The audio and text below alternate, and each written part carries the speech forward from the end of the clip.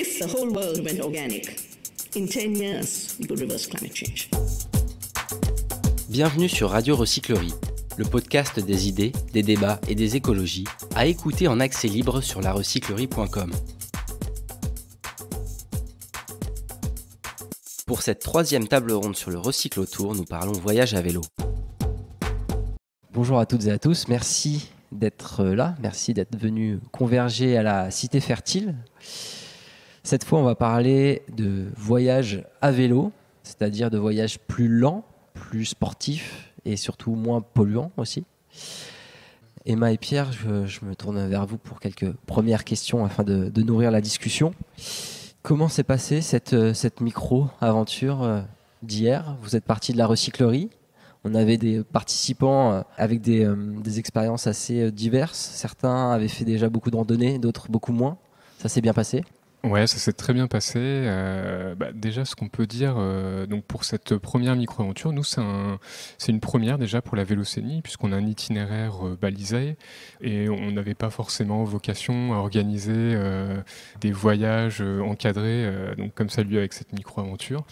Et c'est assez intéressant déjà de voir un peu les différents profils qui sont venus donc participer, des gens qui avaient déjà des expériences de voyage à vélo, déjà bien organisés, du bon matériel, et puis des gens aussi qui sont venus sans avoir déjà fait ce genre de voyage, qui aiment le vélo, qui le pratiquent pour aller au travail, du vélo taf, et qui ont envie de se lancer et qu'on profitait un peu de cette opportunité. Donc nous, on était ravis, c'est un peu notre mission, quoi, de donner envie de voyager à vélo, d'avoir proposé des expériences initiatiques. C'est ce que vous faites avec la Vélocénie ? Oui, du coup, la Vélocénie a un peu aussi cette vocation très clairement de faciliter le voyage à vélo avec un itinéraire qui est balisé de bout en bout, depuis Paris jusqu'au Mont-Saint-Michel, avec des équipements si besoin sur certains tronçons pour garantir la sécurité des cyclistes, et puis avec toute une émulation autour de l'itinéraire, des lieux vélos qui se créent, qui se développent, voilà. Emma, ça s'est bien passé pour vous ? Vous êtes parti un peu en retard, je crois qu'il y avait une crevaison dès le départ. Oui, exactement. Vu que nous, on était dans l'équipe un peu co-organisatrice de cet événement entre la Vélocénie, Ciné-Cyclo et Time on Target, moi, j'ai attendu ces deux demoiselles, Lucille et Marianne, qui avaient crevé pour rejoindre la recyclerie. Donc, en fait, on avait le ventre vide. On s'est dit, on ne va pas partir faire 50 km le ventre vide. On va bruncher à la recyclerie. C'était excellent, d'ailleurs. Au C'est passage, ce que j'allais vous demander. Petit mot pour l'équipe de la recyclerie. C'était super. Et nous sommes partis. Voilà. Et puis, 2 pâtés de maison après, la chambre air est ressortie du... Et donc, on est passé chez un réparateur. Et effectivement, nous ne sommes pas partis avec le groupe, du coup.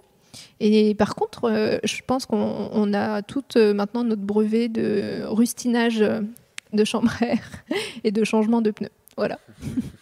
Marianne et Lucille, c'était quoi ? C'était pour vous, au-delà d'une randonnée à vélo, ça a été aussi l'occasion de mettre les mains dans le cambouis. Oui, je vais commencer, puisque moi, c'était une occasion en or, puisque moi, je travaille effectivement à Ciné-Cyclo, mais je ne suis pas forcément une adepte, athlète du voyage à vélo. D'accord. Donc, ça a été une initiation formidable.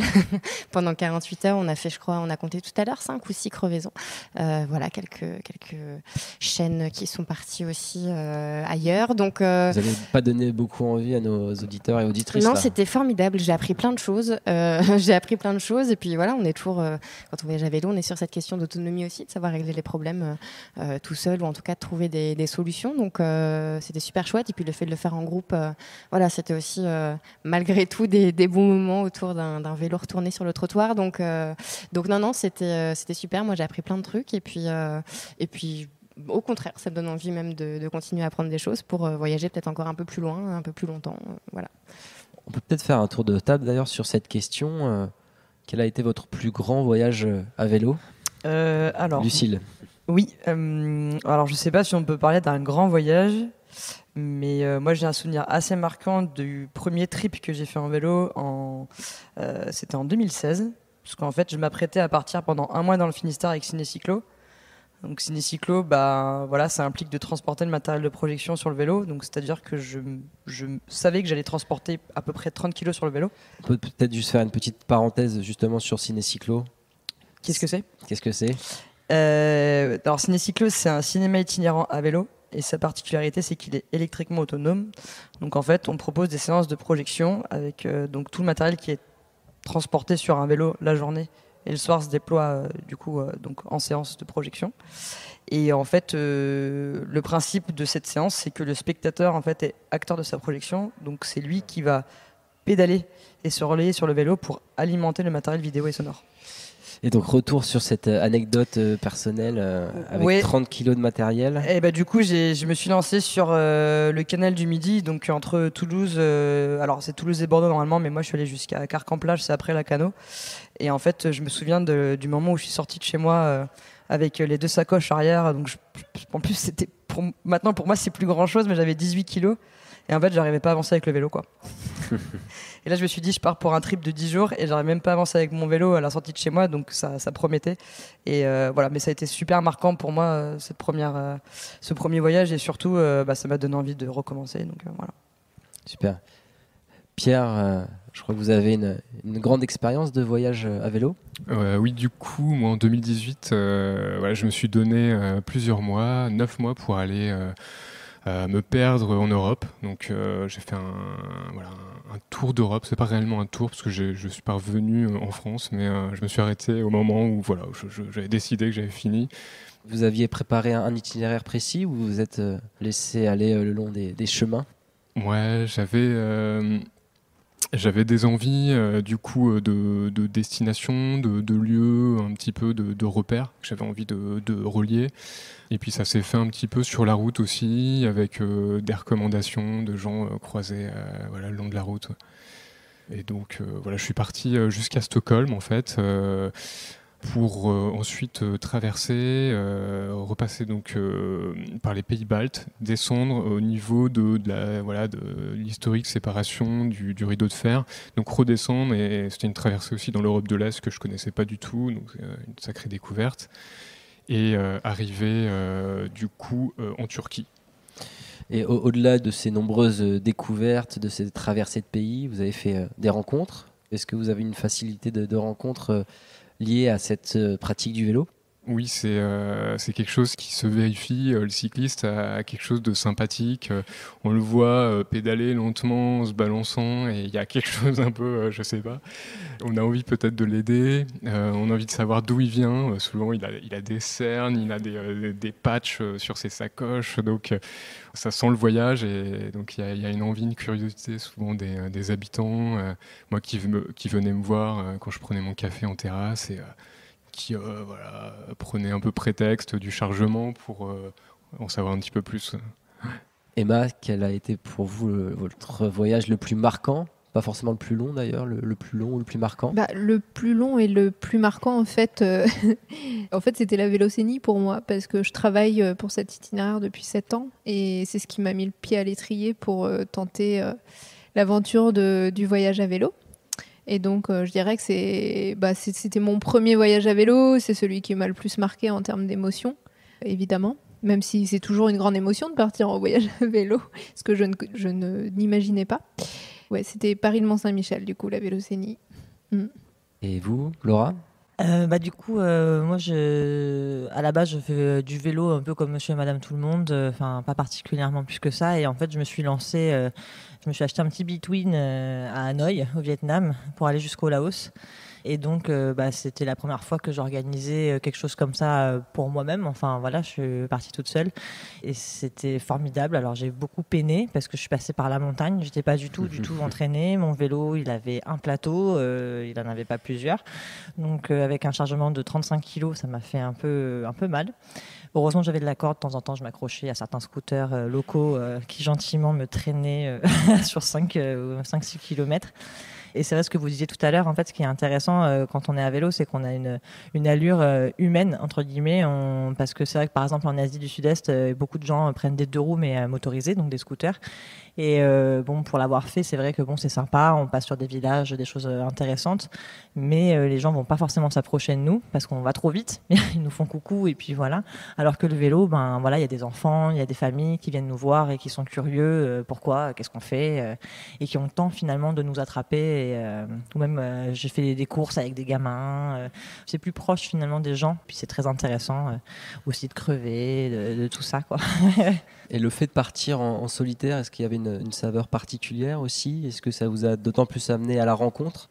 Bah, ce qui est bien en solitaire, c'est que finalement, parce que quand on est avec quelqu'un, on est un peu dans notre bulle. Enfin, les locaux vont pas trop forcément venir vers nous, mais quand on est tout seul, bah, ils s'interrogent de pourquoi on est tout seul, pourquoi on est perdu là, en plein milieu de la montagne, avec notre chargement.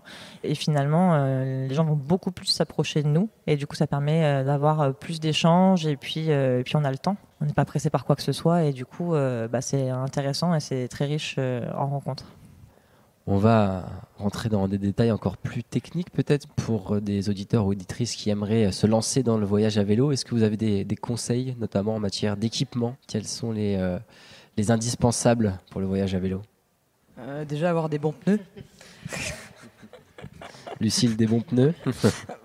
Franchement, c'est tout bête, mais quand on se lance dans l'itinérance à vélo, ou si c'est pas sur une paire de jours et qu'on a envie d'aller plus loin, je pense que c'est quand même indispensable d'avoir déjà un vélo sur lequel on se sente à l'aise, qui soit à sa taille.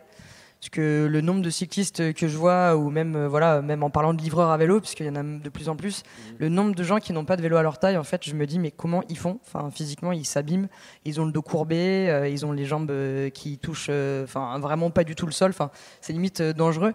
Donc, je pense avoir un vélo à sa taille, après, un vélo qui soit quand même assez robuste, de préférence, des bons pneus, et puis après, en vrai...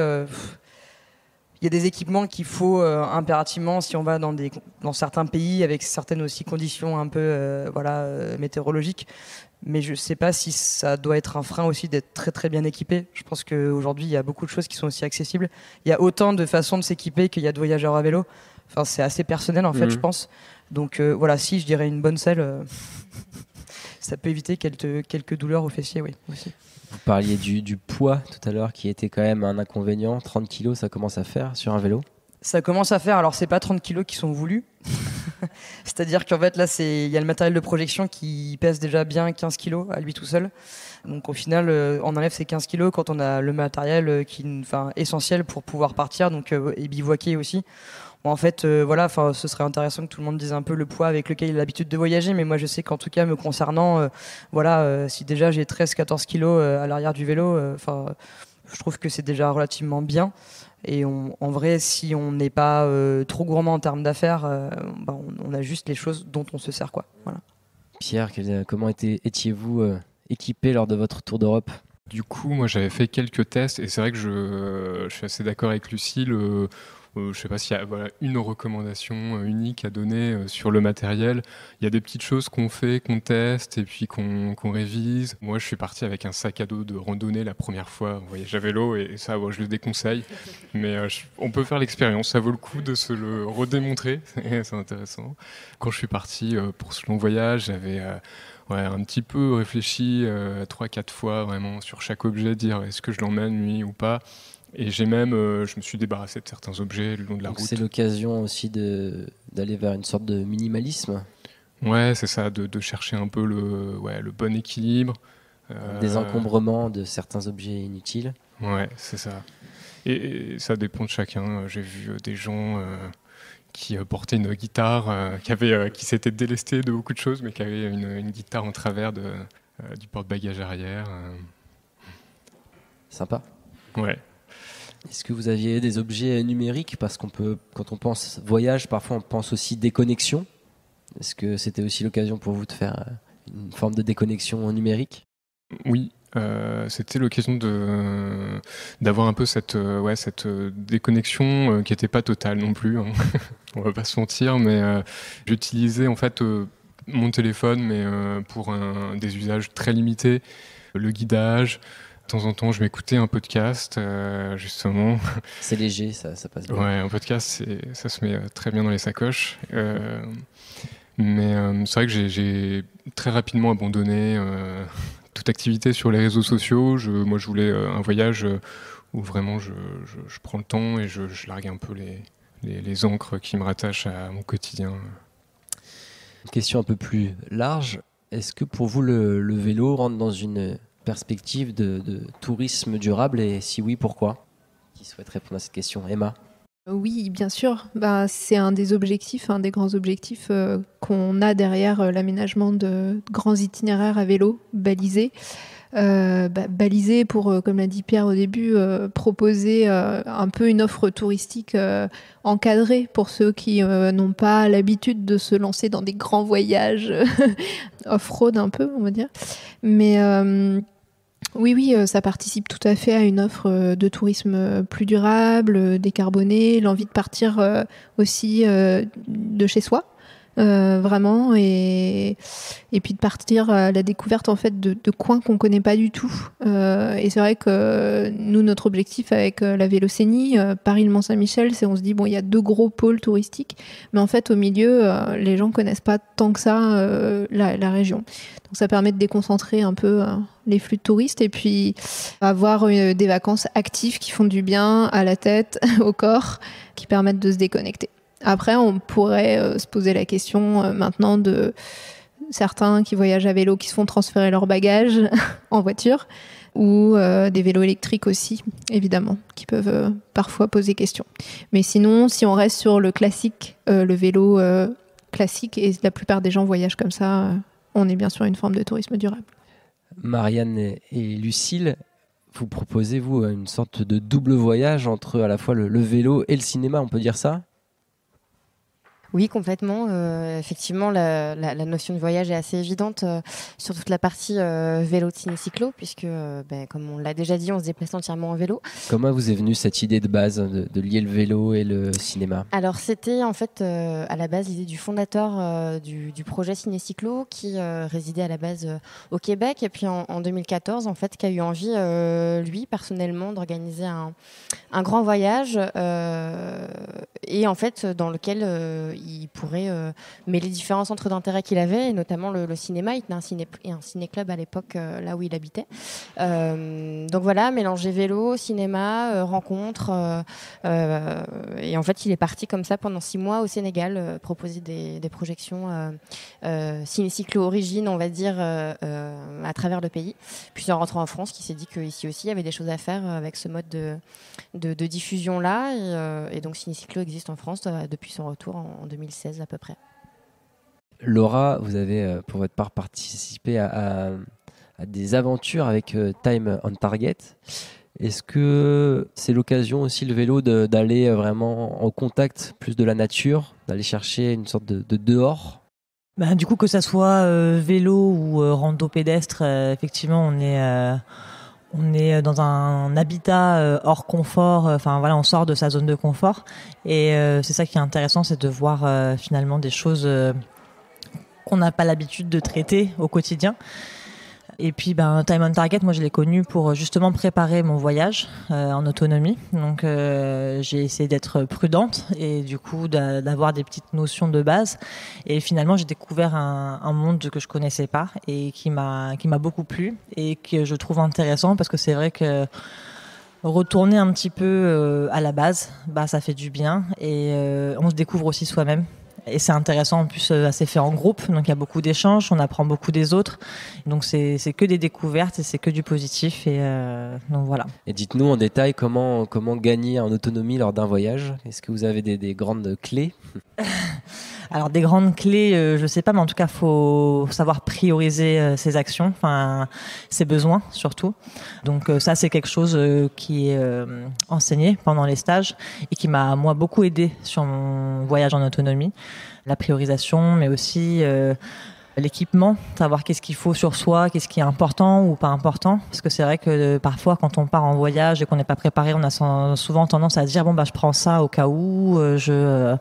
Et finalement, on est suréquipé, on est trop lourd, on est trop volumineux et finalement, on apprécie peut-être moins les choses parce que c'est beaucoup plus dur et c'est voilà. Et vous disiez que ça vous a aussi amené à changer peut-être votre quotidien. Le problème, c'est que quand on revient, finalement, pendant mon voyage, je faisais avec peu et je m'en contentais parfaitement. Et c'est vrai que quand on revient après dans une routine avec son travail, on va réutiliser des objets qu'on n'utilisait plus. On pense à certaines choses. Par exemple, moi, quand je prends ma douche, clairement, je suis heureuse, alors qu'avant, ça me faisait rien du tout. Mais maintenant, je suis sous ma douche et c'est l'extase, quoi. Donc, il y a des petites choses que j'apprécie beaucoup plus et qui étaient soi-disant acquises et qui ne le sont pas forcément. Donc, voilà. Lucille, ça vous fait sourire cette histoire de douche? Oui, parce que en fait, je confirme totalement. En gros, il y a un peu manger, dormir et en fait, la douche qu'on apprécie tellement quand on rentre chez soi, qu'on retrouve un peu son confort, juste un vrai lit, alors que si on bivouac, ça reste un matelas. Des fois, on dort jamais vraiment. Enfin, en tout cas, moi personnellement, je dors jamais vraiment très bien. Quand je suis en bivouac, même si je profite beaucoup du moment. Et en fait, juste le lit, avoir la nourriture à portée de main. Et de pouvoir prendre une douche quand le chauffe-eau n'est pas cassé quand on rentre chez soi. Parce que l'année dernière, j'ai fait une tournée dans le Lot avec Ciné-Cyclo et j'ai eu clairement 8 jours de flotte. Et en fait, je me suis dit, mais je vais avoir une douche chaude en rentrant chez moi, ça va être génial. Et là, j'apprends que mon chauffe-eau a cassé. Voilà, ce genre de petites choses. Mais oui, ça me fait sourire parce que c'est totalement ça. Et en fait, ça nous fait finalement les petites choses primaires du quotidien prennent une saveur, une dimension supplémentaire quand on voyage. Et ça, je trouve ça génial, que ce soit dans la randonnée ou dans le vélo. En fait, juste, finalement, il y a les rencontres, il y a les moments dont on profite, le paysage, ça peut être plein de choses. Mais je trouve qu'en fait, c'est génial de se dire, j'ai juste à avancer, penser à manger, dormir et se doucher éventuellement, mais en tout cas, et trouver son eau aussi, parce que mine de rien, ça, c'est pas toujours simple. On va élargir encore un peu les débats. Comment programmer l'obsolescence du tourisme de masse ? On sait que le tourisme de masse est un vrai fléau aujourd'hui en matière d'écologie notamment. Donc est-ce que vous avez des idées comme ça pour contribuer à justement changer cette culture du tourisme ? Emma ?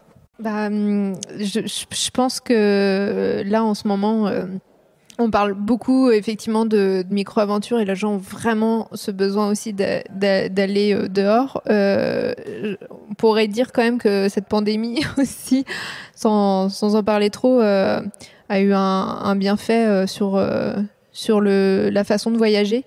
Parce qu'on voit bien qu'il y a déjà plein de personnes qui sont un petit peu arrêtées de prendre l'avion pour partir à l'étranger, etc. Et qui se disent, en fait, on peut très bien redécouvrir la France et la découvrir autrement.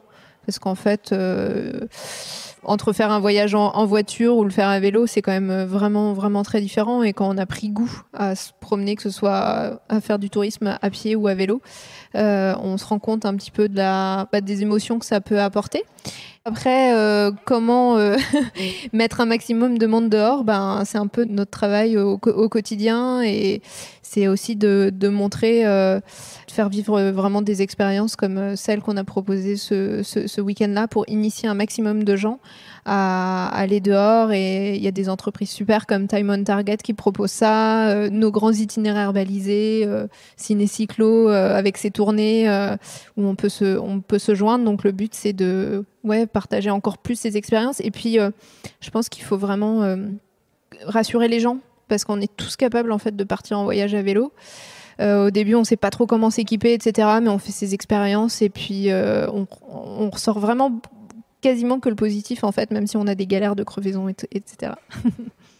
On a 2 membres de Time on Target qui viennent de nous rejoindre. Si vous voulez prendre place. Est-ce que vous avez, Éléonore, des grands conseils à nous donner pour partir en voyage à vélo, des grands conseils pour gagner en autonomie lors de ces voyages ? Voilà, c'est une vaste question. On va commencer. L'idéal, c'est de commencer pas trop gros, par des petites aventures. Il y a plein d'itinéraires balisés qui existent. Il y a plein de sites et maintenant où on peut trouver des chemins qui existent déjà. On peut suivre des itinéraires balisés comme la Vélocénie, mais il y en a plein d'autres en France. Et c'est un bon début. Comme ça, on découvre une petite aventure proche de chez soi que d'autres ont déjà testée. On évite la plupart des gros écueils, en tout cas. Et puis, comme disait Emma, de toute façon, les surprises, les imprévus, la casse, les pannes, les aléas météo, ça fait partie de l'aventure. Et petit à petit, on apprend à jouer avec. Ça s'est passé comment sur cette micro-aventure? On a eu quelques retours déjà, mais pour vous, ça s'est passé comment? En fait, on a relativement eu de chance avec la météo parce qu'il y a eu un petit peu d'humidité, un peu de pluie, on va le dire, n'ayons pas peur des mots, mais on a eu un peu de pluie, mais franchement, on s'attendait à bien pire. On a eu une super soirée. La journée a été vraiment chouette, que ce soit hier, aujourd'hui, et c'était un peu plus dense, donc c'était un peu plus physique. Et du coup, le groupe s'est un petit peu dispatché en fonction des niveaux de chacun et puis des pannes, des casques qui ont pu nous arriver sur la route. Mais c'était génial. Et franchement, le gros point d'exergue, ça a été hier soir avec le ciné-cyclo, l'accueil, l'arrivée à Bullion. On a été accueillis par Monsieur Poupard, donc l'ancien maire de Bonnel, qui nous a accompagnés pour les dernières visites et les derniers kilomètres jusqu'à l'arrivée au bivouac. On a eu un super comité d'accueil et c'était vraiment gros moment de plaisir, quoi. Et une trentaine de participants. C'est ça, un peu moins. Ça s'est bien passé dans le groupe? Oui, très bien. Oui, tout le monde vient avec un peu le même objectif de partager un moment de découverte. Il n'y a pas d'enjeu sportif, il n'y a pas d'enjeu autre, que de partager du plaisir. Donc ça s'est super bien passé. Alors maintenant qu'on s'est un peu échauffé, je vous propose d'imaginer votre voyage à vélo idéal et de l'exprimer succinctement en complétant la phrase suivante. Cet été, à vélo, mon voyage sera... Et après, c'est à vous de compléter. Qui veut se lancer? Moi, je me lance. Éléonore. Moi, je dirais cet été, mon voyage à vélo sera surprenant ou imprévu. Parce que moi, j'aime bien partir sans me mettre d'étape en me disant, voilà, ce soir, je dors là, demain, je dors là, j'irai manger là. Et s'il y a des jours où j'ai la moelle, et ben, du coup, je vais pédaler beaucoup plus. S'il y a des jours où je sens que je suis fatiguée ou qu'il y a un super resto, auberge, paysage de dingue, et ben, du coup, je vais m'arrêter beaucoup plus tôt et profiter de ce moment-là. Donc, j'improvise. Qui souhaite réagir? Cet été, mon voyage à vélo sera... Alors, cet été, mon voyage à vélo sera dans la vie rêvée. Moi, j'aimerais beaucoup aller en Alaska. Voilà, et vivre de la pêche et du vélo. Mais dans la réalité des faits, cet été, je vais tourner un petit peu partout en France avec Ciné-Cyclo. Et moi, cet été, mon voyage à vélo sera du coup une première, puisqu'on parlait de personnes un peu néophytes et de rassurer les gens sur le fait que tout le monde puisse le faire à son rythme, un peu comme il le sent, comme il veut. Moi, ça va être le cas cet été, puisque je pars avec Ciné-Cyclo aussi 2 semaines au mois de juillet, dans le parc naturel régional du Morvan, donc en région Bourgogne-Franche-Comté. Voilà, où pendant 2 semaines, pareil, on va pédaler la journée et projeter le soir avec une équipe de bénévoles cyclistes. Donc voilà, c'est une première, ce serait une première pour moi. J'y vais globalement sereinement, même si on ne sait jamais ce qui peut se passer. Mais voilà, l'idée, comme on l'a déjà dit plusieurs fois, c'est d'y aller à son rythme, de se dépasser dans la limite de ses capacités et puis voilà, de trouver du plaisir un peu où on peut là-dedans. Donc j'ai hâte de cette première. Laura, comment sera votre voyage à vélo cet été? Mon voyage à vélo cet été sera d'essayer de convaincre d'autres personnes de m'accompagner pour partager et pour découvrir peut-être des coins que eux connaissent, et puis enfin voilà, pour être dans la découverte et puis entraîner un peu des gens qui ont peut-être pas l'habitude. Donc j'aime bien de temps en temps prendre des petits groupes et leur dire allez, on va faire ça. Donc peut-être ça sera l'occasion cet été. Emma? Alors, dans mon idéal, cet été, mon voyage à vélo, ce sera aussi avec des groupes d'amis à initier et puis le long de fermes en mélangeant vélo et woofing, ce genre de choses. Partir un peu à la rencontre de lieux de transition, c'est ce qui me ferait vraiment, vraiment plaisir. C'est une belle idée. Pierre? Moi, comme Lucille, j'ai un idéal, ce serait de continuer mon précédent grand voyage à vélo et de repartir vers l'Est, d'aller découvrir de nouveaux pays, de nouveaux continents que je ne connais pas du tout, à vélo. Et puis, peut-être plus dans la réalité, c'est un bel objectif aussi. J'aimerais du coup initier ma famille au voyage à vélo avec un petit voyage modeste, doux, mais voilà, très beau aussi. Voilà. Une idée d'itinéraire pour les initiés? Alors là, je pense au lac de Constance, qui est une belle destination entre 3 pays, donc c'est aussi sympa d'avoir cette découverte culturelle donc entre l'Allemagne, l'Autriche et la Suisse. Et Vous commencez quand même assez grand là. on peut couper le parcours en bateau, donc pas de pression. D'accord. Venez vous asseoir si vous voulez. Prenez le micro. Ok. Bah, du coup, le voyage cet été, ça sera pour Auxerre. Et ensuite, le deuxième, ça sera en Picardie. D'accord, donc votre idéal est déjà tracé pour vous. C'est ça, pour cet été. Et après, l'idéal, ça serait de descendre jusqu'à Naples, en Italie. Même si la route, elle n'est pas très pratique. Voilà. Idéal, ouais. Merci à toutes et à tous. On vous souhaite des belles destinations pour l'avenir. Et puis, peut-être à l'année prochaine sur le Recyclotour. Avec plaisir.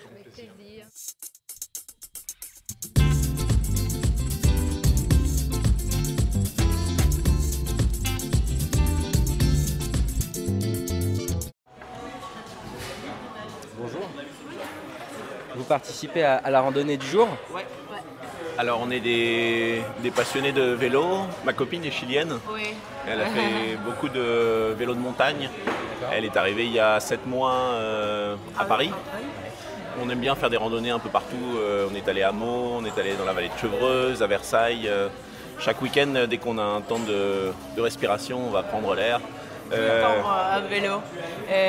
La principale, je pense, les principales choses qui nous motiveront, c'est pour partager avec des autres personnes, pour profiter de la nature, pour faire des vélos, etc. J'étais sorti de chez moi à Grenoble, à l'époque où je vivais là-bas. Et j'étais allé à Göteborg, en Suède. Ça faisait 2800 quelque chose kilomètres, je ne m'en rappelle plus exactement. Donc traversée d'une partie de l'Hexagone, Luxembourg, Belgique, Pays-Bas, Allemagne, Danemark et Suède. Ouais. Je suis plutôt fan des voyages à vélo en solitaire, parce que justement les gens vous abordent plus facilement. Et ça, c'est agréable. Le voyage vers la Suède n'est pas mon voyage préféré. C'était quand même vraiment pas mal. Mais je pense que mon voyage préféré, c'était celui vers la Croatie. Et en traversant l'Italie, la Slovénie, la Croatie. Monaco aussi.